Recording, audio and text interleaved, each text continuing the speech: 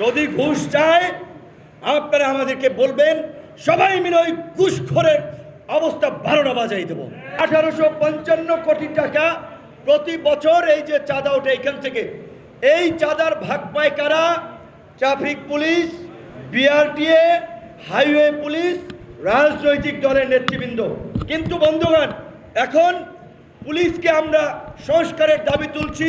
দুর্নীতিবাজ, দলবাজ, অসৎ অফিসারদেরকে ইতিমধ্যেই চাকরিচ্যুত করা হচ্ছে, বাকিদেরও চাকরিচ্যুত করা হবে। কাজী পুলিশ এখন একটি পেশাদার জনবান্ধব বাহিনীতে পরিণত হবে।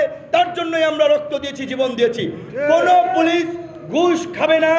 অন্যায়ভাবে ট্রাফিকের কোনো পুলিশ কিংবা থানা পুলিশ এখন থেকে 1 পয়সাও ঘুষ নেওয়ার সাহস দেখাবে না। যদি ঘুষ চায় আপনারা আমাদেরকে বলবেন, সবাই মিলে ওই ঘুষখোরের অবস্থা